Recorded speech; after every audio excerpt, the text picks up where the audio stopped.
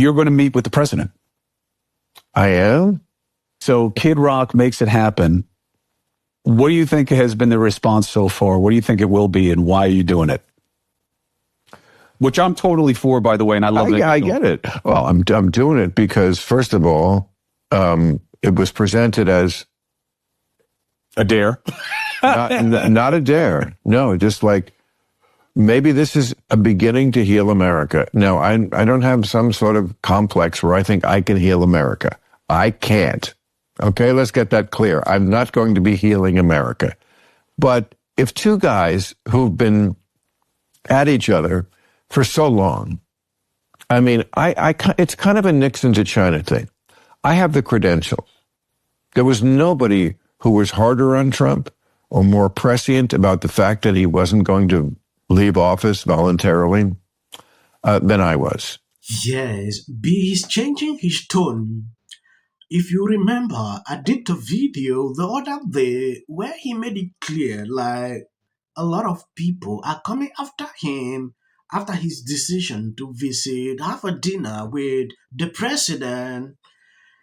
He sat down with Chris Cuomo. They talk about it. But before we even go into that video, Gavin Newsom was put on a hot seat. A question to him if he's running for president was something he never expected.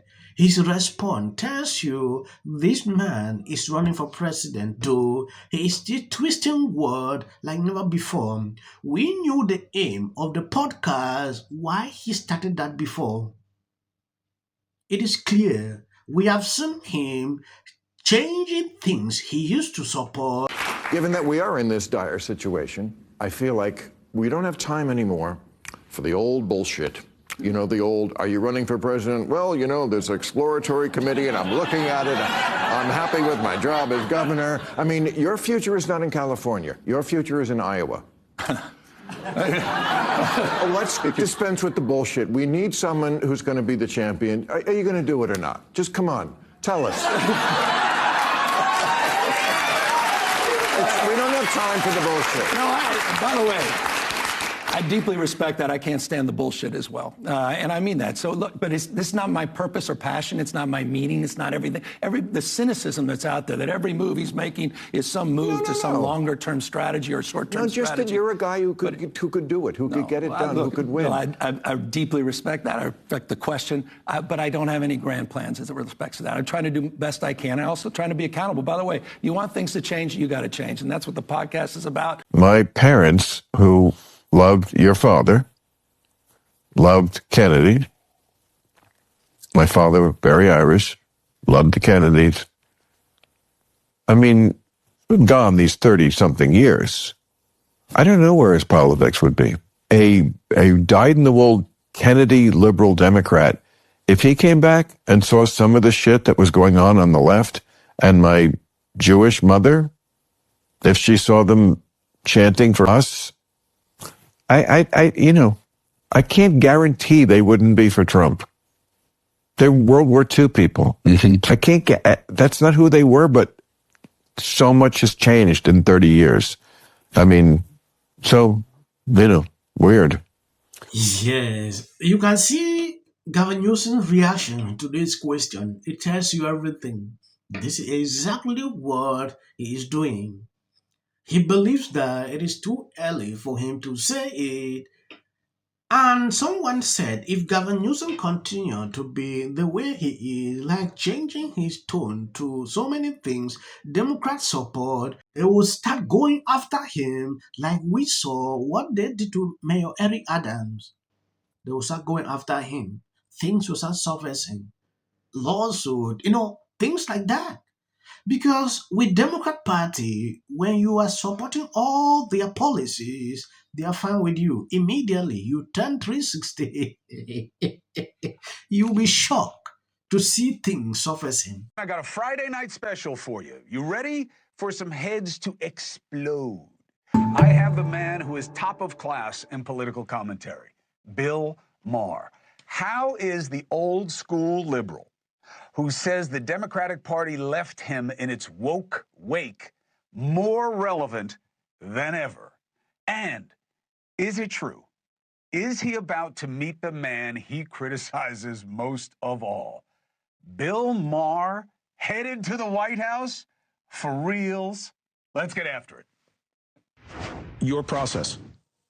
People watch you, they see the monologue, and they can easily believe that, wow, it's amazing how he just came up with this. How much work goes into what we get to see? A lot all week, you know. I mean, we're here at the podcast. That's my little break in the week. But other than that, you know, I'm a late riser, but I work basically all week for the one show.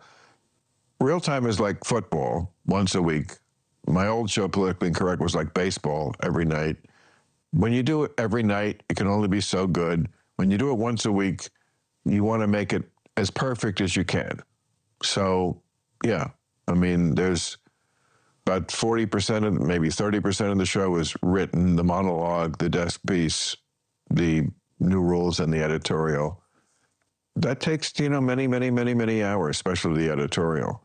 And then the panel discussion, that you can't. No. That's, you know, the topics of the week with people, and hopefully they're great on them and you can add something. But, you know, I can't control how that panel discussion goes. I can control the written elements, so people can be guaranteed every week. I want them to feel like, oh, that's a kick-ass monologue. That was a really hysterically funny desk piece. The new rules were funny. The editorial, great, love that. And then, you know, hopefully the other part of the show was great too. But, you know, what we were saying before on the podcast, you can only control what you can, and don't mess your mind up about worrying what you can control. How much does Friday's offering resemble where you started on Monday? When we see people that are afraid of having conversations, I think there's like almost like a primal instinctual reaction to it. Yeah, it's not American. It's un-American. And I think that was, I don't want to politicize this shit, but like I think that was a little bit of the concern with Kamala on the campaign trail. You know, it looked like Trump was willing to talk to whoever. He was. He was. Like his camp, when we spoke to him, they didn't give us any notes. He's going to talk to me. Okay. Do you know, and think about all this shit. Who's been meaner than me? I mean, only J.D. Vance. J.D. Vance is the only one who said meaner shit about Trump than you. Yeah. Well, lots of people have. But course, like, yes. I mean, you know. And he said, I have 5 pages of things. I asked my staff once, and I guess it's 6 now because it's been a while. Like, just write down all the things he said in tweets and at rallies. It's 5 pages long. Crazy, low energy. Yes, when you take a look at what is going on, at a certain point, you realize this is actually a good part to start, though Maher will never be a Republican in any way. He will never be MAGA. The other thing I see here and I appreciate is the fact that be able to talk to anyone. If you've been following this channel, Kinley, you realize I did a video where Laura Luma went off on Maher. Laura was angry because Laura is having a lawsuit against B. Laura said, oh, inviting B in the White House is a taboo to the MAGA movement. I didn't see it that way. If you have a personal problem with B, it should end up that. The White House is for everybody. It is not for a particular group of people, even people you disagree. Trump is not a president for MAGA. He's a president for the whole country. To heal the is start like this. You are associated with people you disagree with. Have dinner with them, if possible. You are the president. We are no longer doing campaigns where you say, no, I don't want to meet I don't want to do. It is not like that. So be getting up, taking this bold step to go forward, to meet him, to me, I don't see as a big issue.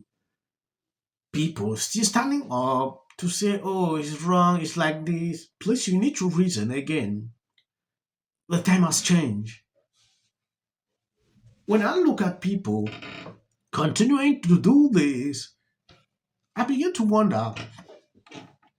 Thank you guys for always been there sharing out my videos. God bless you abundantly. I don't want to make the video long. Reason I'm cutting it here. If you see any clip after this, That is just for the YT algorithm.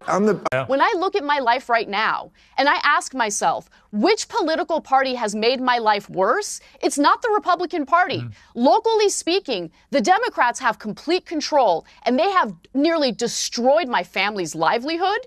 Okay, we are living in trash and squalor everywhere. Kid Rock was here a couple of weeks ago, and he said, I want you to meet Trump. He said, I'm going to take you to the White House.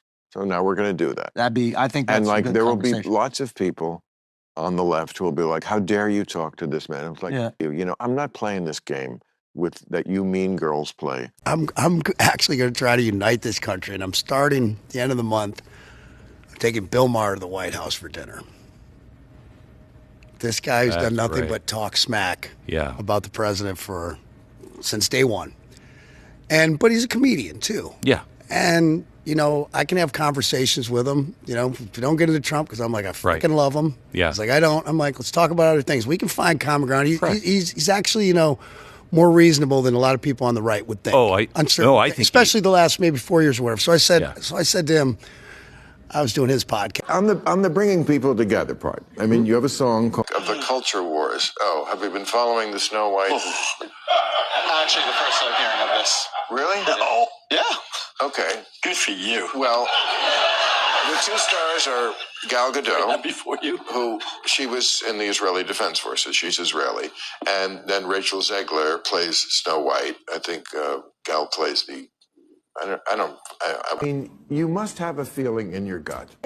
Or fuel on the fire that there's a potential. The economy added 16 points. Your show's on YouTube. It's a now. different mechanism. It's the same thing, though. Let me ask you your opinion on this. Saturday Night Live, 50th anniversary. It's the same thing that when I see not all black Republicans, but I see a black MAGA person who is carrying Donald Trump's water and they know that he's lying. It is the shortest line to the front. Because if you're black and you're whatever, you're just in line with a bunch of other Democrats that are doing the same thing that you're doing.